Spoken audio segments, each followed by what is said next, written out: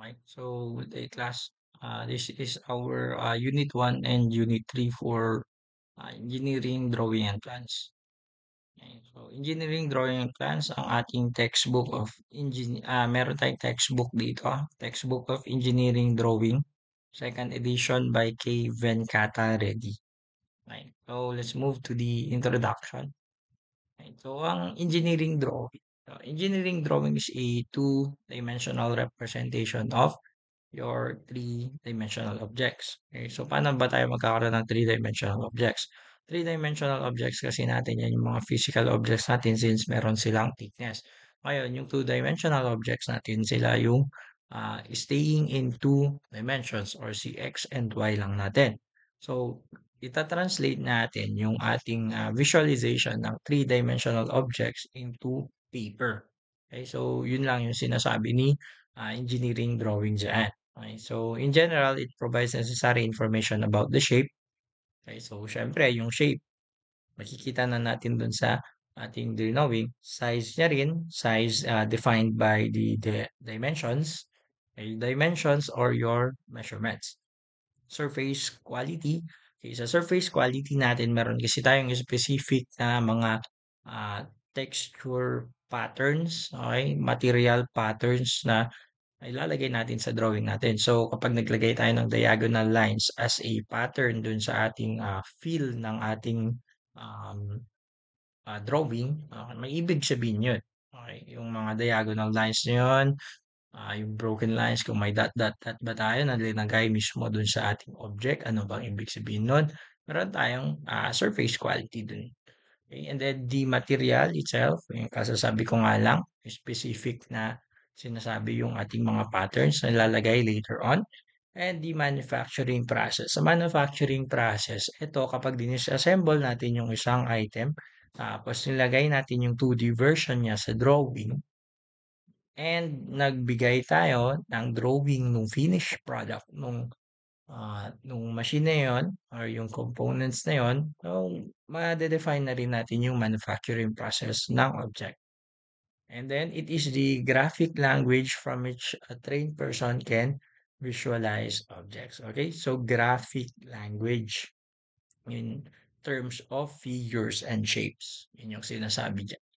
And then we have drawings prepared in one country may be utilized in any other country irrespective of the language spoken. Hence, engineering drawing is called universal language of engineers. Any language to be communicative should follow certain rules so that it conveys the same meaning to everyone. Okay, so yung drawing ng ibang bansa kaya nating basahin if it only pertains to the drawing class. Right? Kahit hindi na natin gets yung ating yung language na yung sinulat nilang mga notes doon, meron naman tayong numbers na nagde-define ng kanilang size. Okay? And the figure itself, it speaks for itself. Okay? So yung drawing, pagka kita mo pa lang dyan, alam mo na kung ano yung meron sa drawing. Okay? Ayan, we have the role of engineering drawing. So we should have the ability to read drawing. And as compared to verbal or written description, yung drawing, isa siyang very brief and clear na language. Okay? Drawing is very brief and clear na language, graphic language. Some applications natin, we have four building drawings for CE, machine drawings for mech, circuit for EE and ECE, computer graphics para sa lahat. Okay? So, ito kasi, isang tingin pa lang dyan, class, alam mo na agad na building drawing yan. Okay? And then, ito naman yung sa ating machine. Okay? Machine drawings. Component to ng ng isang machine. Okay? So, yung mech engineer ang gumawa dito. And then we have your EE saka ECE, yung mga circuit diagrams nila. Okay? And then, eto. Okay, so computer graphics one and for all, kailangan natin ng 3D version nung drawing natin. Pag nagdo-drawing tayo, nilalagay kasi natin lahat ng orthographic views ng ating objects. Ngayon, since meron tayong orthographic views ng objects and the dimensions, kaya natin gawan ng 3D version niya. Okay? Or the 3D model. Kasi paano ka magbebenta kung di mo lang din may papakita kung ano yung kakalabasan niyan kapag ginawa na. Okay? Then we have this one. The subject in general is designed to impart the following skills. Number one, syempre, importante to, ability to read and prepare engineering drawings. Number two, ability to make freehand sketching of objects. Kasi baka mamaya may pinabili ka, hindi mo lang din alam i-describe. I-describe mo na lang using drawing. Diba? Tapos number three, we have the power to imagine, analyze, and communicate. Okay? So kapag may sinasabi sa'yo, di ba, may pinapabili sa'yo na materials, may halimbawa I-beam or rebar, ganun. And kailangan mo i-imagine yun bago mo muna siya ma-communicate kasi once na nagbigay sila ng idea, that is just a suggestion. Right? Turn that suggestion into an idea and turn that idea into materialization. Okay?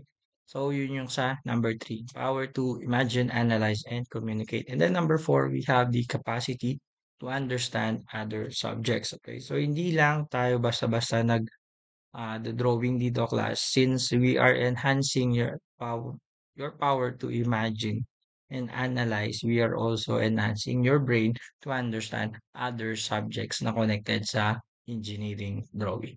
Okay? And we have your drawing instruments and aids. And so instruments natin ito, hindi naman ito yung main na gagamitin natin pero ito yung usually na meron. Okay, so we have drawing board, mini drafter, instrument box, set squares, protractor, set of scales, French curves, drawing sheets, pencils, and templates. Okay, so yung una natin dyan, guys, is your drawing board. Okay, so yung drawing board natin dyan is smooth flat board often set at an angle. Okay. Tapos sabi dyan that provides a stable surface for securing drawing paper. Then sabi, consistent and even base for creating accurate drawings. Okay, so even dapat yung base para hindi tayo magkaroon ng trouble dun sa pagdodrawing natin kasi baka mamaya pag uneven, pwede yun mabutas yung drawing sheet. Okay? And then nakalagay dyan, the standard size of the board depends on the size of the drawing sheet required. Ay sheet size required. Okay? So kung yung pagdodrawingan mo lang naman is A4, bakit ka kukuha ng table na pang A3? Diba? Yun yung sinasabi lang nung last part ng ano natin dyan. And then we have your drafter. Okay, mini drafter. Ito ay attachment ng ating drawing board. Okay, so it combines the functions of your T-square, set squares, and your protractor. Okay, mayroon tayong certain protrusion dito part. Ito. Dito. Yan. May protrusion tayo dyan. May angles dyan part. And then itong pagka-perpendicular niya, yan yung T-square. And then kapag sineset na natin yung angle, tapos magdo-drawing na tayo ng 30-degree line, 60-degree line, pwede na natin siyang sabihin na nagamit na natin siya as set squares. Okay? Then we have your instrument box. Okay, so a case containing a variety of drawing instruments. And this instrument box protects your drawing instruments. Bakit? Meron na kasi siya mismong molds para sa ating drawing instruments para hindi sila bangga-bangga yung collision and magkakaroon ng scratches, okay? Magkakaroon ng damage sa transit or sa transport. So, ito, instrument box, nagpo-protect ng ating mga drawing instruments. Then we have your set squares. Huwag yun ang tanungin kung bakit set squares, triangle yung pinapakita ni sir. Okay? So, our set squares, triangular shaped tools typically made of clear plastic used for drawing lines at specific angles. Yung specific angles na to, C30, C60, C45. Or in short, itong dalawang to, yung application ng ating uh, special right triangles. Okay? So, special right triangles. Then we have your protractor. Meron na tayong 30, 60, 45 kanina. Pero what if meron din tayong 55, 75? Paano tayo makakabuo ng degrees, angled lines na ganun yung angles niya? We have your protractor. Okay? And bakit nakalagay dyan na semicircular or circular tool? Ang protractor kasi natin, we have your 360 version. Ngayon, bakit hindi palaging ginagamit yung 360 version? Sir, kailangan kasi natin na hanapin yung horizontal line or the 0 to 180 degrees na line natin sa ating drawings. Okay, very important yun. Ngayon, if meron tayong 360, hindi tayo sure kung mai-align ba natin ng mabuti yung ating straight line dun sa 360 degree na protractor. So, ang ginagamit usually is itong half circle natin or your semicircular. Okay? Para dun sa horizontal part niya. And then we have to. Okay? So, set of scales naman to or in short, your ruler fan.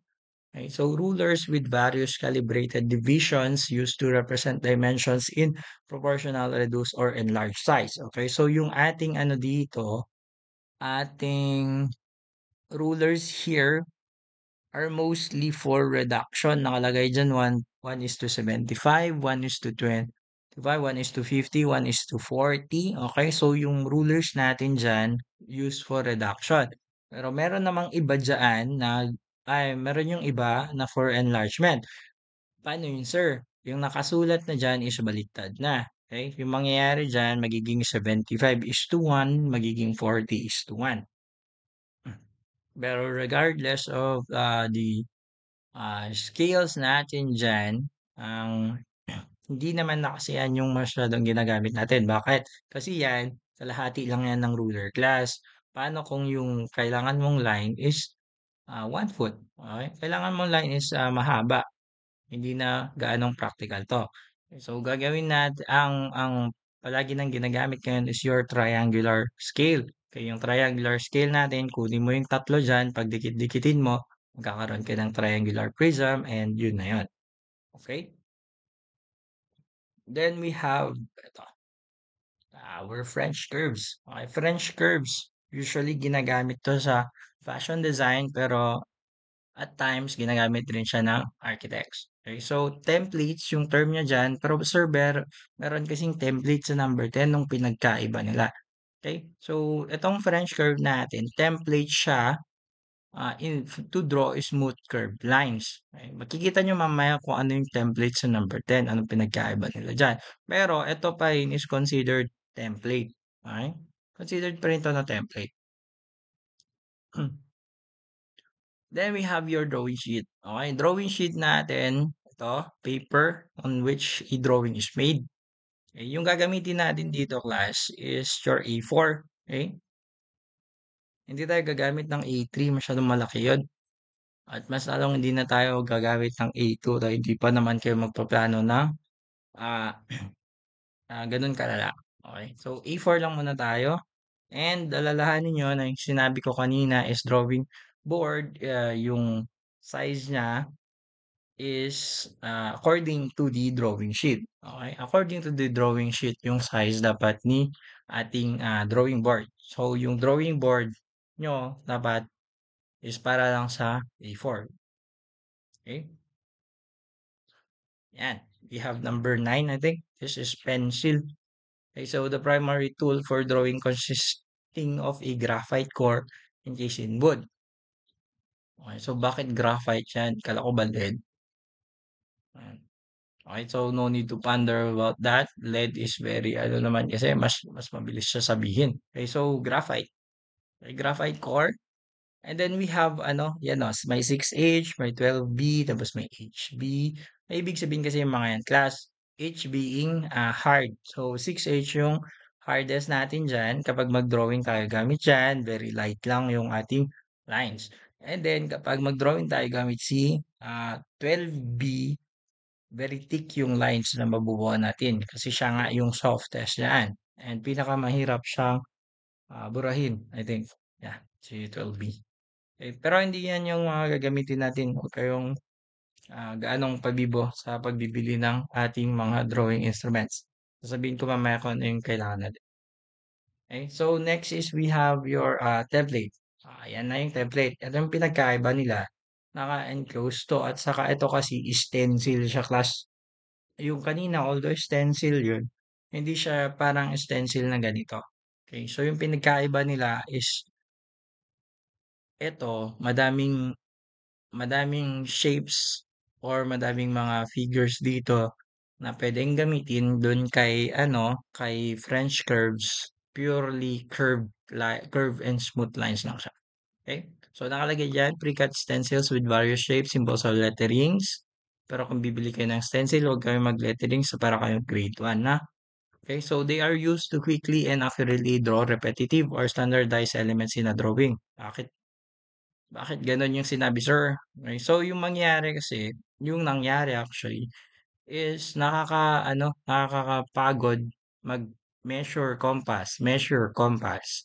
Okay? Measure geometric construction ulit. O, measure geometric construction. Nakakapagod yun, guys. And if palagi naman pala silang nagagamit na dimensions or yung mga shapes na yan, bakit di na lang gawa ng stencil? Okay? Para mabilisan yung pag-drawing ng mga designs natin. So, kaya nagawa tong ating templates. And then punta tayo sa ating punta tayo dun sa mga drawing instruments na kakailanganin natin sa class. Okay, so we have to. Ayan. So, kailangan nyo yung, highly recommended yung favor na dash free. And then we have your masking tape. Then yung pencil natin, yan lang Okay lang yan. Okay na yan. Pero kailangan niyo bumili ng eraser. And then if kaya, si clipboard na lang or kung kaya niyo magdala ng yung close to the size of an A4 na pag na even base, okay? Even base. Kasi yung table natin very rough. Okay? Then T-square natin, huwag kayo gaanong bibili ng 36 pero kung nakabili na kayo, okay lang yan. Kaya nyo madama. Kung kaya nyo gamitin, dali nyo. Then we have your ruler. Tapos yung bond paper natin, A4, yung pinakamakapal na lang if di natin kayang bumili ng vellum. Pero highly recommended sana yung vellum since hindi siya mabilis mapunit. Okay? Then protractor, tapos yung template, tapos yung compass, and then yung set squares. Okay? Move na tayo sa Unit 3. Ito, Unit 3 natin. Bago kasi tayo mag-letterings, bago tayo mag-type of lines, meron kasing specific dimensions yung mga yun. And yung dimensions na yun, malalaman natin kung paano sila scale down gamit ditong Unit 3. Okay, so unang lesson natin sa Unit 3, ito, representative fraction. Okay, so representative fraction, ano yan, sir? It is the ratio of the dimension of the object shown on the drawing to its actual size. Okay? Drawing size to actual size. Ibig sabihin, ang formula ay ito. RF is equal to yan. Pero si RF natin unitless. Kaya dapat yung units natin ay same. Okay? So, example natin is ito. Ayan, example natin to Uh, if the actual length of a 3 meters of an object is represented by a line of 15 mm length on the drawing, okay? Ito yung solution. Yan. RF over by, yan. 15 mm over 3 meters is equal to 15 mm over by 3 times 1000 mm. Kasi nga, 3 meters, 1 meter is equal to 1000 mm. Yan. So, mangyari, 1 over 200, pero sinabi kasi ratio siya. Although ang nakalagay dyan is fraction, pwede nating sagot is 1 over 200 or 1 is to 200 kasi ratio lang din naman ang 1 is to 200. Then let's move. Yan. So if the desired scale is not available in the set of scales, it may be constructed and then used. Excuse me. So bale, itong scale na to, ito yung next lesson natin. Ay, move tayo. Ito yun, plane scales. So, sinasabi sa plane scale, it is simply a line which is divided into suitable number of equal parts. The first of which is further subdivided into small parts. It is used to represent either two units or a unit and its fractions such as km, hm, ndm, cm, and mm. So example tayo, para alam nyo kung ano tong plane scale. Example. And so on a survey map, the distance between two places, 1 km apart is 5 cm. Okay, so meron na tayong actual size at saka meron na tayong drawing size. Okay? Construct the scale to read 4.6 km. Okay, so if may drawing size and may actual size tayo, yung formula lang naman natin sa RF is ds over AS. Ibig sabihin, ito na lang yun. So, kukunin na lang natin si RF since meron naman na yung dalawang given for ating RF. So, yung RF natin dito, class is yan. 5 cm over by 1 km times 1000 m over 1 km times 100 cm over 1 meter is equal to 1 over 20,000. Sorry, 1 over 20,000 dapat yan. Okay? So, meron na tayong RF. Ang naiwan na lang is yung next natin is compute for the drawing size. Pero anong drawing size yun, sir? Yung compute natin. Okay, so yung gagawin kasi natin is C 4.6 km. Ngayon, if 4.6 yan class, di naman kasi natin kayang i-divide yung isang line into 4.6 equal parts. Okay, so pwede natin gawin na lang natin 5. Okay, gawin na lang natin siya 5. Yung next whole number sa 4.6. Ngayon, yung 5, pwede ba natin siyang i-divide into 5 equal parts? Of course, yes. Yung 5 km. Yes. Okay, so yung mangyayari, to, yan. So, yung na-explain ko kanina, yan, if 4.6 were to be used, yan, it will be equal to 23 cm. Ngayon, ang tanong, pwede mo bang i-divide si 23 into 4.6 equal parts? Ang hirap nun. Okay, so, punta na lang tayo sa nearest whole number. And then, punta na tayo sa number 3. Yung number 3 natin, yan, draw a rectangle with 0.5 to 2 cm width and length same with your computed DS which is yung 25 cm natin kanina. Okay, so magdodraw daw tayo. Yan. Okay, after natin mag-draw, ang gagawin natin, i-divide na natin siya into 5 equal parts kasi nga, 5 km yun, 5 km divided by 1 km is 5. Okay, so 5 equal parts na yan. Ayan o, 5 equal parts. After natin siya ma-divide, gagawin natin ay, yan, mark the divisions starting from the whole number of the required. Anong whole number ni required? 4. Until you reach 0. Mark them from right to left. Okay, so markahan natin yan. Ayan o. So, 4, 3, 2, 1, 0. And then next natin gagawin dyan ay divide natin yung zeroth division into 10 equal parts. Bakit 10, sir?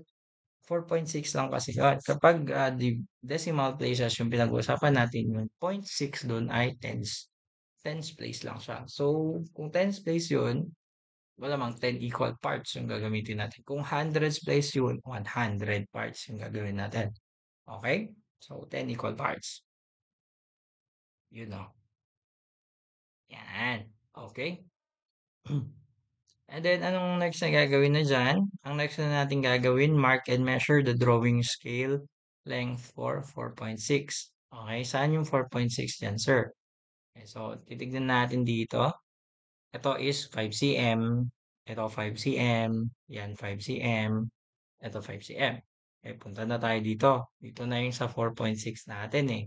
Okay, so, ilang parts ba dito para mabilang natin yung sa ating 0.6? Kung 10 yun, multiply natin dun sa naiwan na 0.6, magkakaroon tayo ng 6 parts. So, 1, 2, 3, 4, 5, 6. Okay, so 6 hanggang dyan yun. Kaya naman di natin alam kung ilan yung ilang cm yung 6 na parts yan. So, gagawin na naman natin 0.6 times kung ano ba yung size ng buong to. Okay, ano size yung buong yan? 5 cm. So, 0.6 times 5, that is 3 cm. So, ibig sabihin, itong from 4 hanggang dun sa dito part ay 23 cm. So, markahan natin yon. Ito na siya. Okay? So, minarkahan natin yon. Ito na siya. Yan na yung sa ating um, drawing scale length ng ating 4.6 kilometers. And then note dito class, since 230 kasi nakasulat dyan, 230, kinuha ko lang kasi ito drawing ko lang kasi ito sa sa AutoCAD. Okay, so 230 mm, i-convert natin into cm, that is 23 cm pa rin. Okay, so yan. Yan yung sa plane scale na lessons natin. Magdodrawing tayo, magsosolve tayo. Next meeting. Okay, next meeting. Yan. So, thank you for listening.